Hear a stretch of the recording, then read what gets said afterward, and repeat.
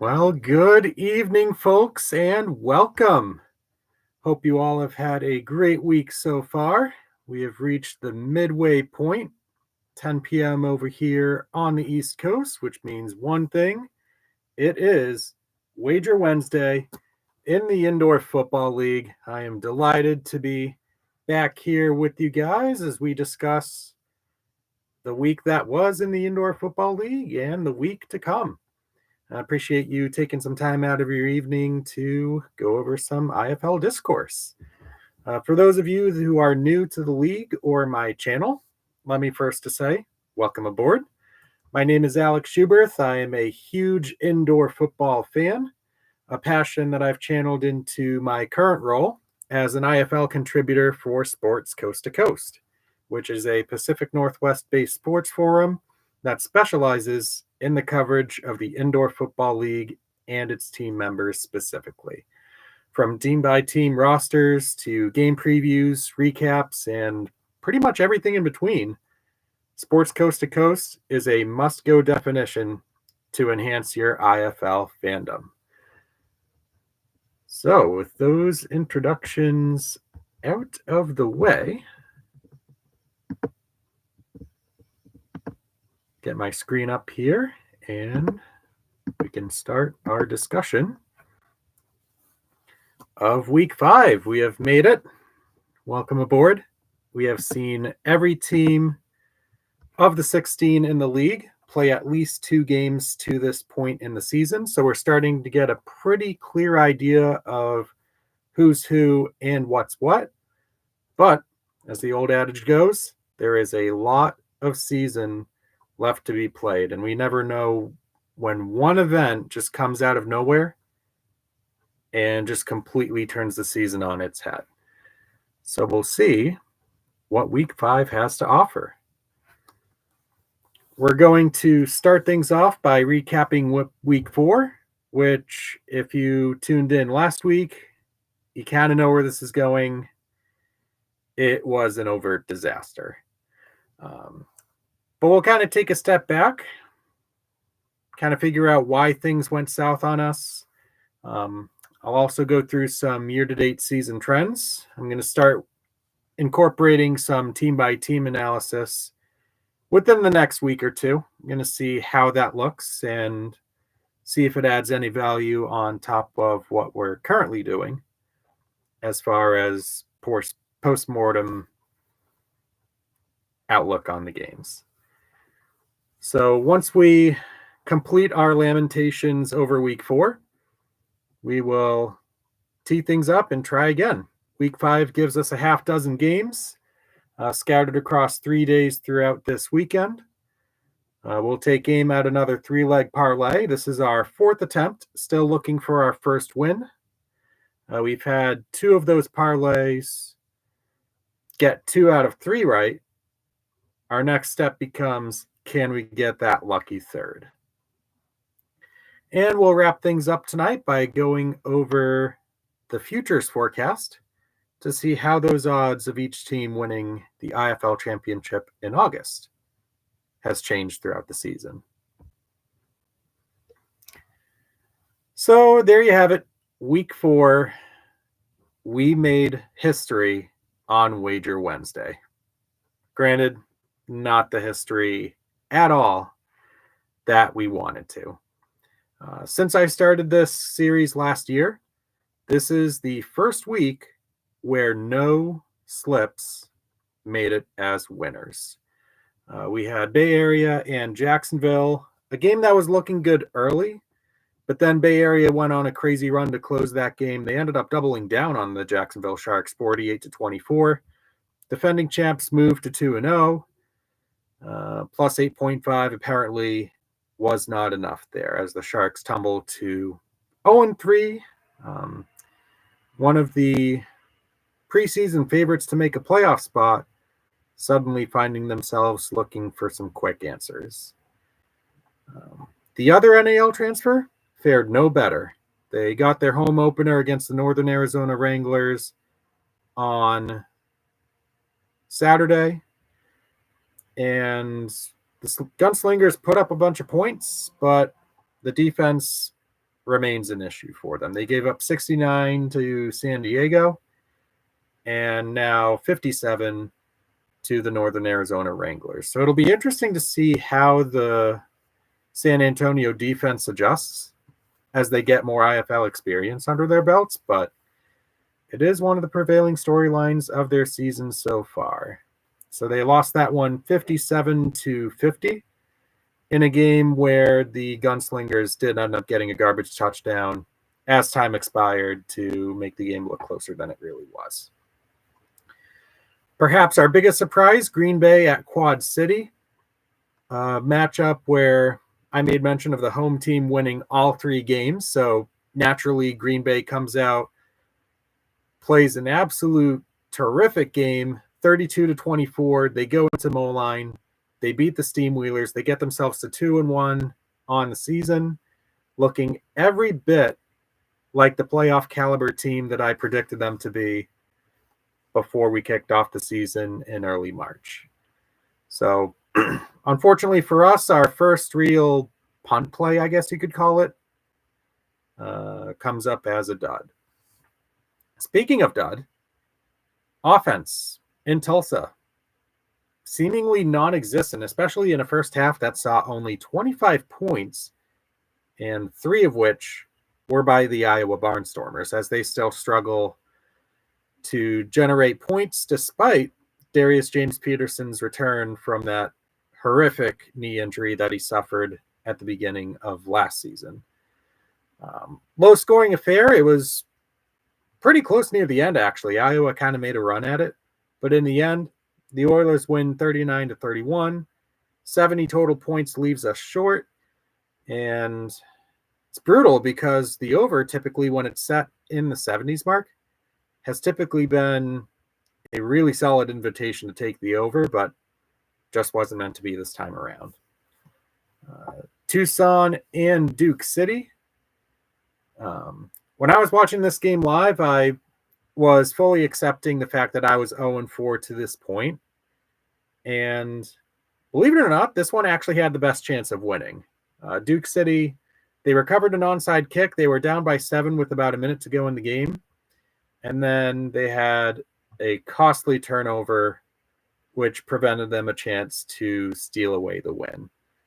Javen Kilgo got intercepted, and Tucson was able to hang on 56 to 49 in that contest, coming just short of that 4.5-point spread in the process.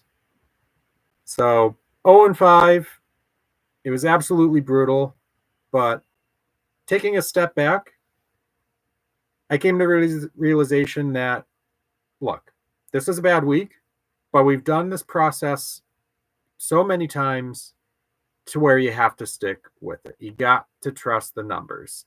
Even though this week is a clear outlier, you got to go in believing that your process works. And that's what I'm going to be doing tonight. So you can see my spread, over, under, and money line records. There is absolutely no money line magic to be had still. We went for San Antonio at plus 105. That came short by a touchdown. Quad City, a favorite that we picked straight up that we don't normally do, also flamed out on us. And you can see that parlay at the bottom got smoked by the shootout in San Antonio. That game getting to 107 total points, whereas the over-under was set at 97.5. So, like I said before, still looking for our first parlay win. And we can see the drastic effects that last week had on our year-to-date results. So we're operating at around the -9, -11% ROI for year-to-date. And taking a peek at how that looks visually, it's basically taking our great start from weeks 1 through 3 and crashing it completely down to earth. So we are definitely back to square one. We're kind of in a rebuilding phase here, but again, we're going to maintain that confidence that we have some solid selections upcoming. As far as year-to-date season trends by bet type, The unders, unsurprisingly, still have a decisive advantage on the overs, even though the over is 6-5 in the past 2 weeks. So from that stretch of time, the proportion is kind of balanced out a little bit, following the under going 8-0 in the first 2 weeks of the season. So you have to figure that odds makers do kind of have a bit more of a grip now on projecting those point totals. So maybe something that we will need to up our game in as well to maintain our success in that department, in which we are 4-1 so far in the year.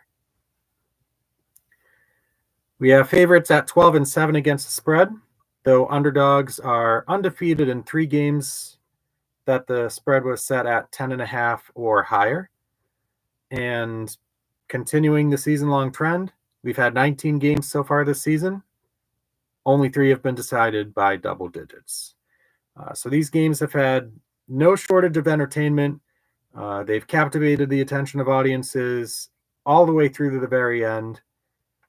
It's really what you want for a league like this. You want it to be competitive, essentially regardless of the 2 teams lining up against each other. So I maintain that it's a good thing for the league, but still some pretty notable trends nonetheless here. Road teams with the slight advantage, they are 11-8 against the spread.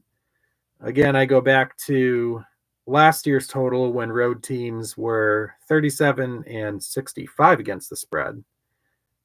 Obviously a far lower win rate, but road teams holding up pretty well here so far to start.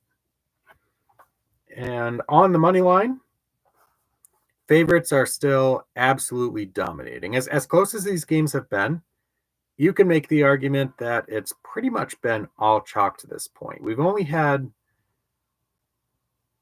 really 2 major upsets, the Vegas at Arizona game on week 2, and then last week's Green Bay over Quad City game that we unfortunately were on the wrong end of. And then the other technical upset, San Diego against Duke City, also week 2. So far, this is a good season to be considered a favorite as far as the straight-up win-loss goes. Home teams, 11-8 straight up. They struggled last week, only Tulsa winning in its home barn. And like I said before, I'll start to dive into more team-by-team statistics to see if we can get more of an insight and see if that helps us pick apart these matchups a little bit more. So now my disclaimers section. The lines and odds that we're going to use for this analysis are going to come from DraftKings, unless I otherwise specify. And we're doing this for fun. We're not doing this to gamble. We're doing it more for, I guess, educational purposes, I guess you could call it.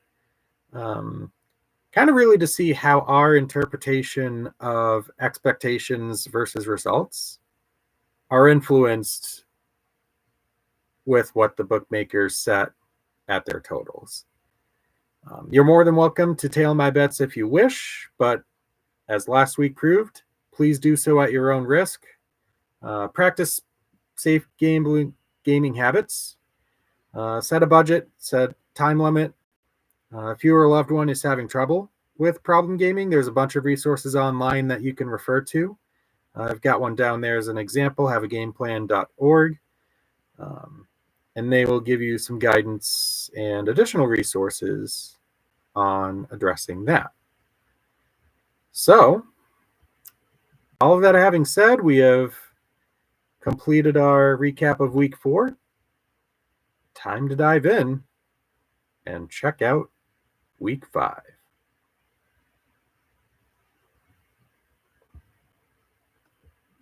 So we are starting off our slate with 2 games on Friday. The first to kick off will be the Iowa Barnstormers, who will be wrapping up their 3-game road stand to start the season, with the trip to Lowell taking on the Massachusetts Pirates, who had a bye last week. The story for Iowa so far has been the struggles on offense.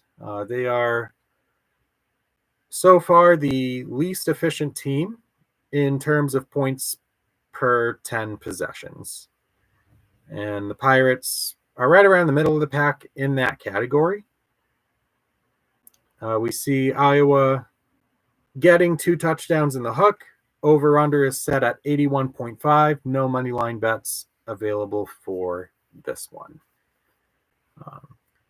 And really, the pick here for me depends on kind of which side of this that you want to take. Do you want to take the side of the 2024 numbers, which says, hey, we have a double-digit point spread here. Underdogs are undefeated on that point spread. Let's take Iowa. I feel like that play is not the best, though, because I'm looking at this game for what it is. This is Iowa, arguably bottom 2 team in the league right now, going up against the Massachusetts Pirates, arguably a top 2 team in the IFL. And the game is in Massachusetts.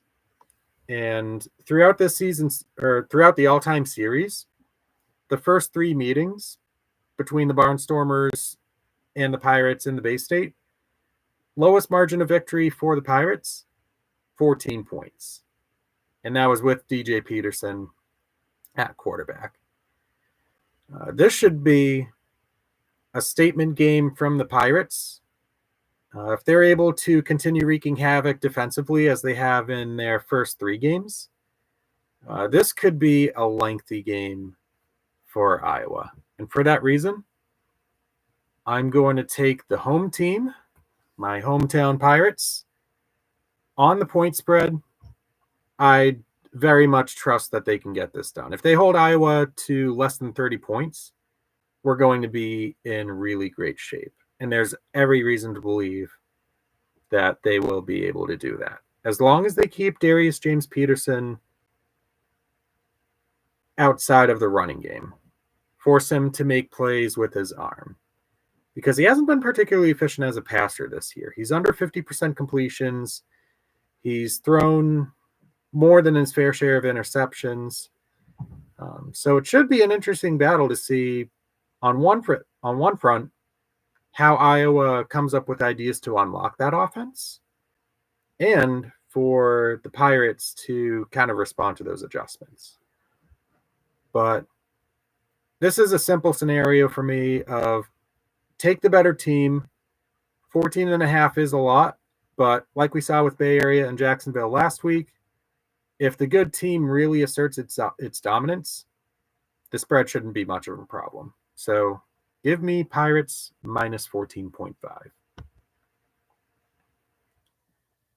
Second game Friday, it'll kick off essentially right after the first game. It is the San Antonio Gunslingers and the Vegas Nighthawks. Vegas, one of the early surprises of the season, looking to get to 3-0, whereas San Antonio is trying to avoid the 0-3 start that has also befallen its fellow NAL counterpart, the Jacksonville Sharks.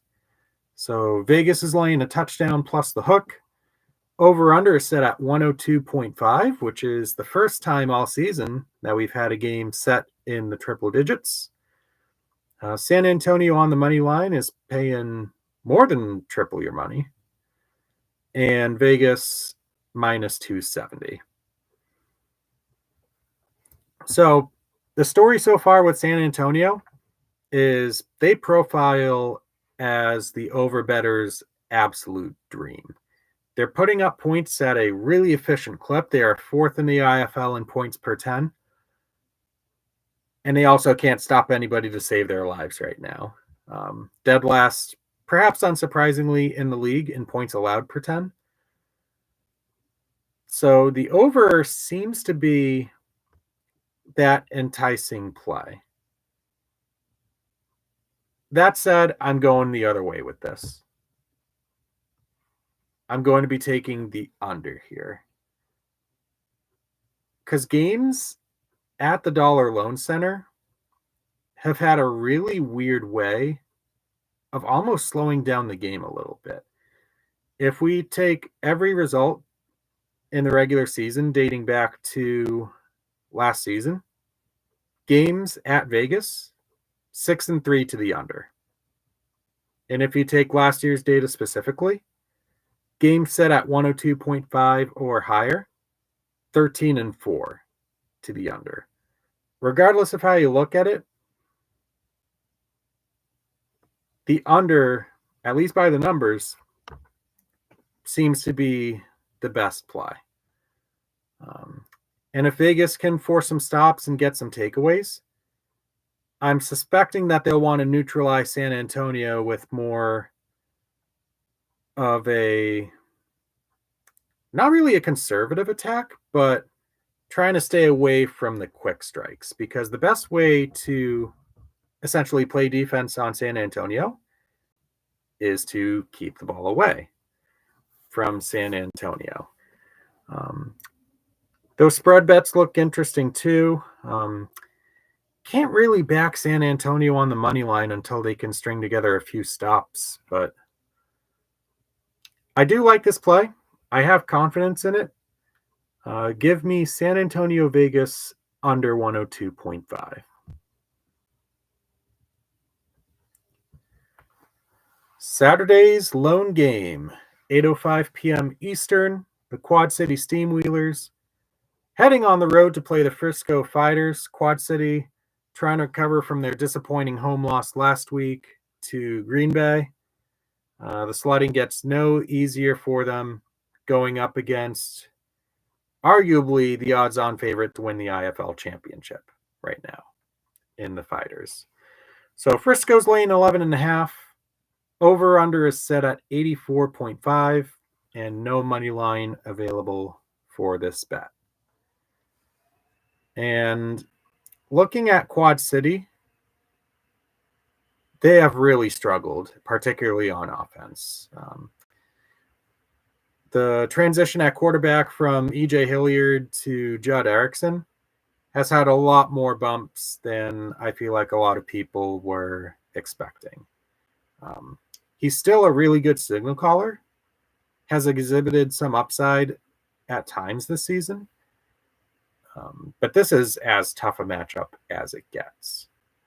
And we very clearly have not seen Frisco at its finest yet. They've played a couple of good games. They've gotten some good wins, but they did not cover in either of those games. Granted, the one against Duke City was a backdoor cover, but their ATS record still stands at 0-2 nonetheless. That said, I am absolutely 100% going right back to this. An 11.5 spread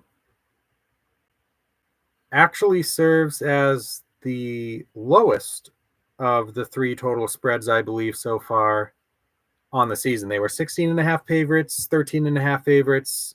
Now they're 11.5 favorites against a team that seems to be stuck in the mud right now in the Steamwheelers. Not to mention this is going to be their first away game of the season. So if TJ Edwards is even able to play a fraction of the game that he's capable of, I feel like that defense can hold Quad City under 30 for this game. It just makes way too much sense to back Frisco at home. And at this number 2, we're getting some amazing value. My model has Frisco by 15. So that is my play on that game. We're getting an elite team at a great number at home, with the case being made that they are due for a cover. So I will play Frisco, lay in the 11 and the hook, and we'll see if that Saturday bet stands as a winner. Triple header Sunday, and we will whet our appetite with a 4:05 p.m. kick. Super intriguing Eastern Conference battle between Tulsa and Sioux Falls, and odds makers think that this is going to be the closest game of the bunch. as evidenced by Sioux Falls as 1.5 point favorites. Over under is set at 77.5. Tulsa at minus 102 on the money line, Sioux Falls minus 118. So you're still laying a little bit of money on either side if you're looking for a pick at an outright winner. And Tulsa, let's be honest, guys, Tulsa has looked very competitive. Definitely looking like a team that can sneak in a playoff spot as maybe the 3 or the 4 seed, with the chance to do some damage to a favorite in that conference. They haven't really impressed on offense yet. They've only scored 25 and 39 points in their 2 games. But one thing that I do like about the Oilers is that they've only turned the ball over once in regulation across those 2 games. So they're taking good care of the ball, which, if you look at a bunch of these teams league-wide, that's half the battle in getting that efficiency up. So on the other side, with Sioux Falls, you know that they're going to be motivated to try to get into the win column and set the tone for the rest of the season. They're 0-2, and they need to pick up some tallies in the win column. They've got a good offensive group with Billy Hall, Zay Jackson, and Kentrez Bell. And that core should give a pretty good test to what has so far been a fantastic Oilers defense. They limited Frisco to 25 in regulation. They held Iowa to 3 points in the first half. That group knows how to play some defense. But I feel like there's too much at stake in this early season tussle to go with the under. My play here is going right back to the well, taking an over that's set in the 70s. Because let's be honest, guys, the chances of a team scoring just 3 points in a half of football is so low. And really all that we need to have happen for this bet to win is a common theme that I go back to in a lot of these bets. We get a short field here and there. We get a kickoff return for a touchdown as well. And all of a sudden, the bet's looking really, really good.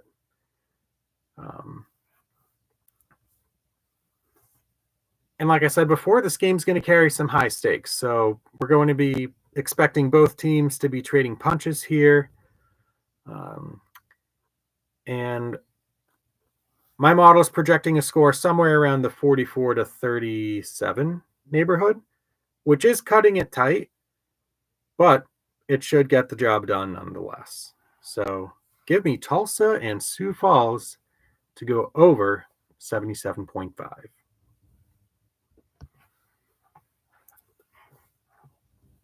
Our first of the 2 6 o'clock kickoffs, Eastern time, San Diego against Arizona. We have 2 teams, both coming off a bye week.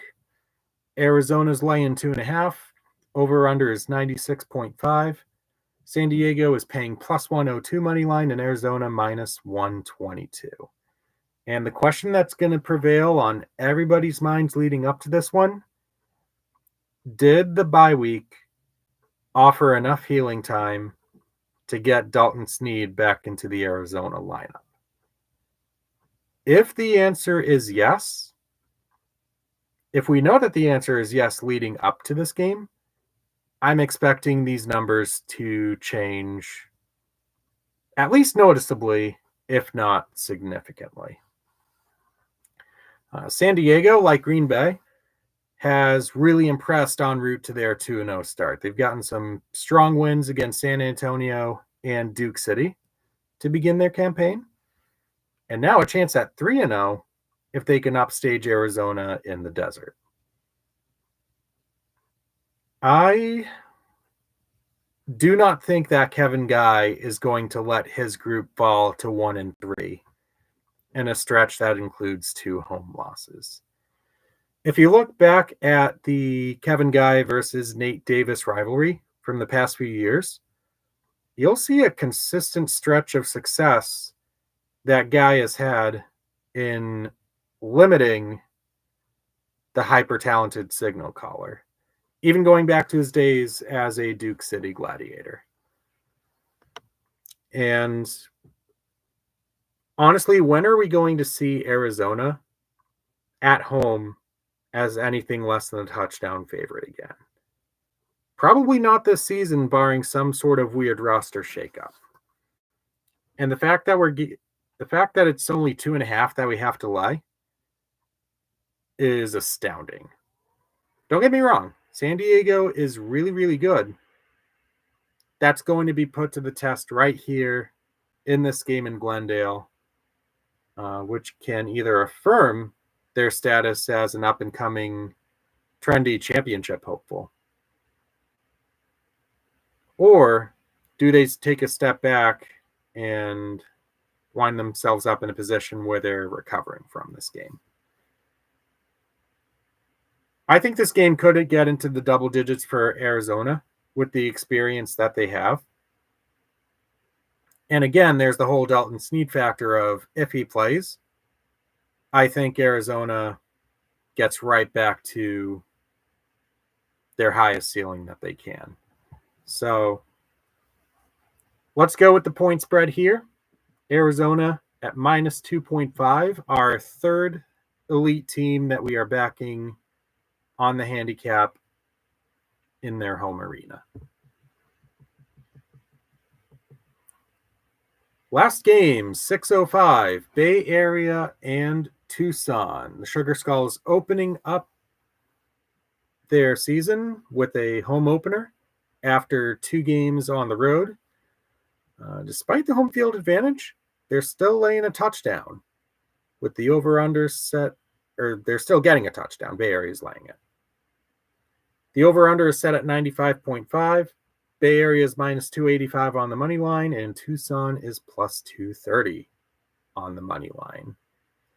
And Tucson has a genuine candidate for league MVP with Malik Mitchell at quarterback. He accounted for 7 touchdowns last week against Duke City, looking wholly unstoppable in the process.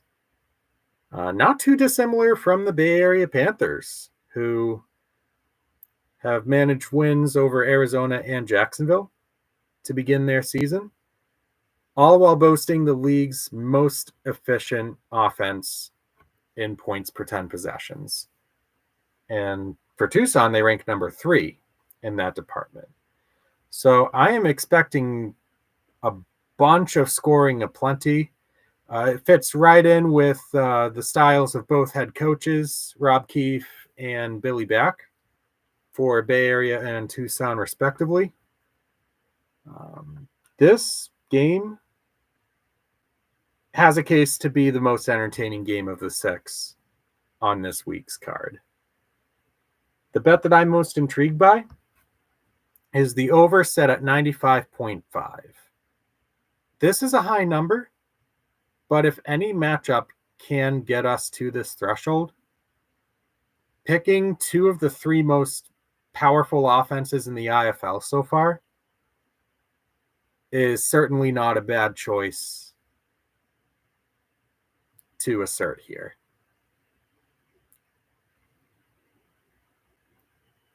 So that is my pick for this game. Give me Bay Area Tucson over 95.5. Our second over pick of the week, along with Tulsa and Sioux Falls. Now it's time to craft up that 3-leg parlay of the week. We can space our games out a little bit this time around, with games taking place on different days. And the way that I built this one was kind of a frame of respecting my criteria to have the parlay at plus 400 odds or longer, along with a heightened chance of seeing my bet through for as long as I possibly can. So the first leg I'm going to take is Vegas straight up. This is certainly a game where I can see San Antonio and Vegas playing a really, really close game. That certainly holds more merit in a scenario where either Jerome Johnson, for some reason, is unable to play for Vegas, or if the Nighthawks has a team kind of pumpkin to more of their average 2023 form, which obviously is something that you can't count on. Last year is not this year, but every team has a down game every now and then. So, not to be wholly unexpected, but we're taking the most likely outcome of these selections to kind of get our parlay off the ground. The second leg that I chose was Sioux Falls laying the point in the hook on the spread. For Tulsa, the road has not been particularly kind to them. The only team that they have beaten away from Buck Center is the Iowa Barnstormers. So it's going to take quite the effort from Tulsa to put up a new franchise first in recording what is actually would be their second road win in franchise history. But I'm going to take Sioux Falls here at home. They should be the more desperate team, and I think that carries them across. And our third and final leg to satisfy the plus 400 minimum odds threshold is I will take Bay Area to cover at a 7-point spread. They covered at 8.5 on the road last week. Granted, it was a much different Jacksonville team than the Tucson team that they're going to be facing on Sunday night. But this absolutely is attainable as Bay Area looks to make a real statement by potentially getting a convincing win down in the desert. So that is my 3-leg parlay. A $10 stake in that would return a max payout of $51.07. There is the possibility of Bay Area winning by exactly 7, which would actually void that leg out. But we would technically still win the parlay, assuming that Vegas and Sioux Falls both hold their end of the bargain. So that is my parlay. Hopefully we can get this one off the ground by the end of the play Friday night.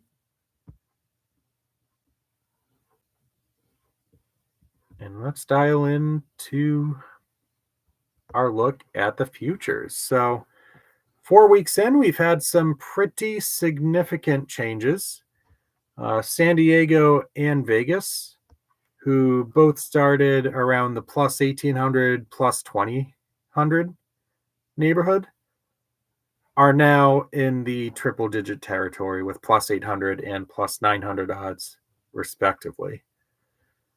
The biggest movers downward here would be the two new teams, San Antonio and Jacksonville, as well as Sioux Falls and Quad City. And bringing up the rear, Iowa and Duke City have gotten to the point where they are now plus 4,000 after starting the season at plus 2,500, I want to say.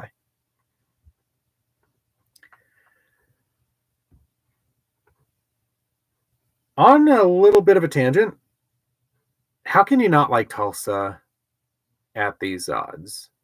And if you're placing a wager here on DraftKings, assuming that you place the bet with real money rather than a bonus bet, you do have the cash out option to consider with this. Even if you don't think Tulsa is going to go all the way, all they really have to do is get into a playoff spot, and you'll be looking at the cash out value being very high. You're probably looking at triple your money if I were to guess right now before the first round playoff game, if they do get there.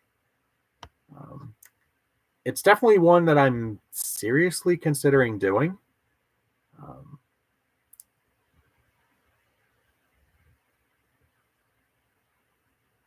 but I find it interesting. So there you have it. That is week 5 of the Indoor Football League. Let's hope that it is far more kind to us than week 4 had to offer. With 6 games, we're looking for at least 4 wins for the winning week. Anything above that would be very nice. So we'll see how it goes. Thanks again for tuning in. I really appreciate it. Make sure to head down to Sports Coast to Coast. Check that out. You can also find my written version of this segment there. And with that, I wish you a very good night, and I will see you at the cashier next week.